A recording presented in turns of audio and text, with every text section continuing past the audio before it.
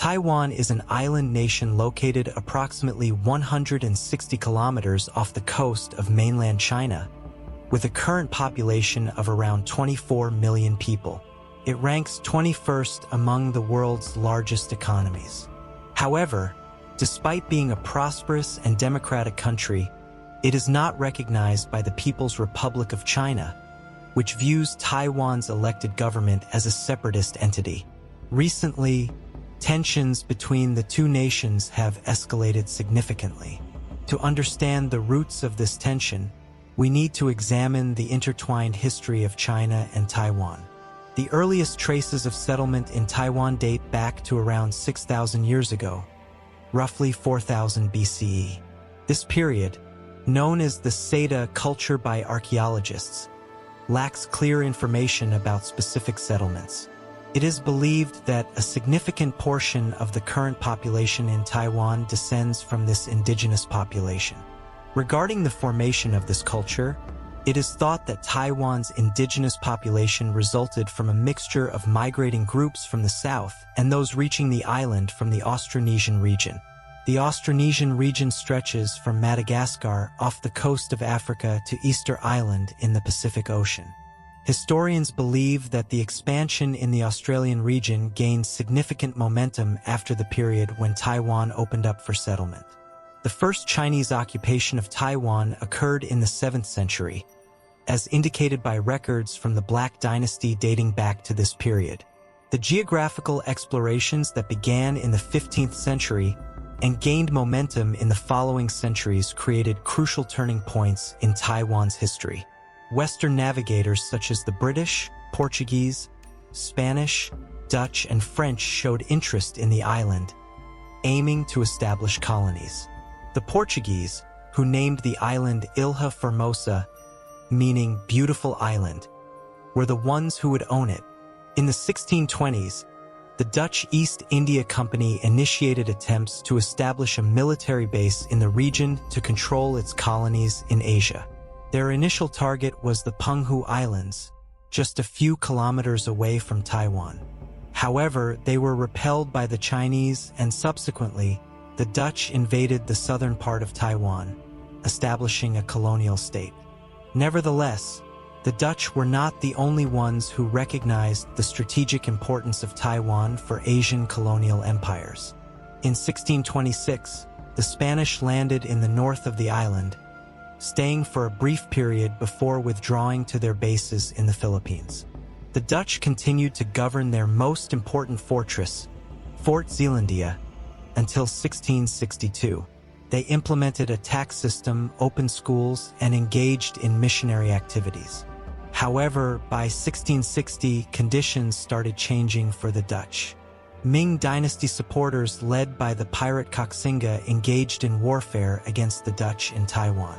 In 1662, under Koxinga's leadership, Ming supporters captured Fort Zeelandia, the most important Dutch fortress in Taiwan, establishing the Kingdom of Tungning, a kingdom loyal to the Ming Dynasty. This marked the reoccupation of Taiwan by the Chinese. While Ming supporters achieved victory over the Dutch in Taiwan, they faced defeat by Chinese forces in their own lands during the same years. This signaled the beginning of a new era in Taiwan.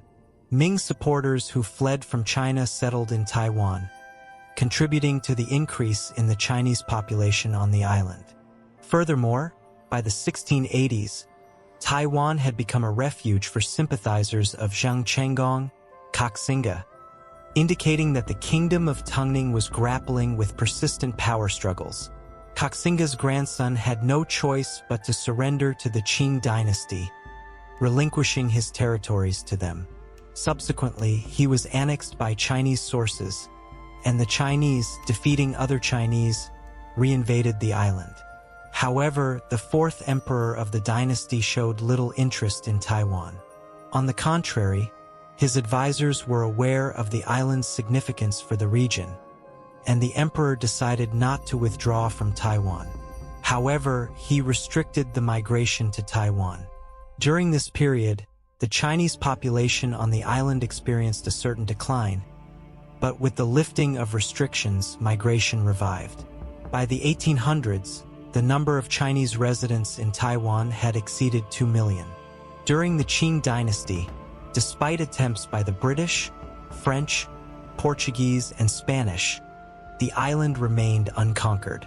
Each time, China successfully repelled European powers from Taiwan during the night, but the real threat came from the east. After the First Sino-Japanese War, which began in 1894 and resulted in Japan's victory, the Shimonoseki Treaty signed in 1895 forced the Qing dynasty to cede Taiwan to Japan. Japan faced serious resistance during the first 5 months of its entry into Taiwan. Japanese politicians decided to implement martial law to manage the situation and combined it with oppressive cultural policies. They compelled settlers arriving from Japan to speak Japanese and adopt Japanese names. In return, the Japanese government not only applied pressure but also witnessed economic development in Taiwan. Agricultural exports increased, new farming practices were developed, educational reform led to the opening of new schools, and a postal system was established. Simultaneously with the development of the banking system, the Taiwanese currency began to appreciate. Japan's dominance in Taiwan lasted for approximately 50 years, but with the end of World War II, Japan had to withdraw from all territories outside its own. This officially marked the end of Japanese rule in Taiwan. According to the Cairo Declaration issued in 1943, Taiwan was to return to Chinese sovereignty. More precisely, it was to return to the control of the Republic of China, established after the overthrow of the Chinese dynasty in 1912. As mentioned earlier, Taiwan had remained under continuous control of Chinese dynasties for about 2 centuries. During this period, it was sufficient for Chinese culture to spread and settle in Taiwan. Considering the ancient cultural ties, it is possible to acknowledge that the island had long been under Chinese influence. However, when representatives of the Republic of China returned to Taiwan after 50 years of Japanese rule, they encountered a population that spoke Japanese and dressed like the Japanese. Moreover, things had changed significantly. Taiwan was no longer the same. Technologically, it had advanced far beyond its previous state. With railways, telephone lines, and advanced manufacturing technology, Taiwan seemed to be decades ahead. In this context, it was quite natural for the indigenous population not to welcome the new arrivals and to desire independence. In addition, the Republic of China had begun to implement corrupt policies in Taiwan. These policies, which kept homes, workplaces, and local governance distant, seemed to be constructing a new colonial state. However, it had been reoccupied by China. Although the United States was uncomfortable with the policies implemented in Taiwan, it continued to support the Republic of China against the rising Chinese communists. Eventually, in 1949, with the formal establishment of the People's Republic of China under the leadership of Mao Zedong, history repeated itself. Just as in the past, there was only one refuge for the defeated: Taiwan. By the end of 1948, the number of migrants fleeing from mainland China to Taiwan was around 30,000 per day. One of these refugees was Chiang Kai-shek, the leader of the Republic of China. In 1949, with the formal establishment of the People's Republic of China, the Republic of China under Chiang Kai-shek's rule had not come to an end. Yes, it had lost a significant part of its territory, but Taiwan was outside of that, and the theoretical civil war continued. On one side, there was the People's Republic of China under the leadership of Mao Zedong. On the other side, there was Chiang Kai-shek, the leader of the Republic of China. In fact, by this point, we can say that we have grasped the essence of the matter. If you notice, from the beginning of the video, the relationship between China and Taiwan shows a tremendous similarity at intervals.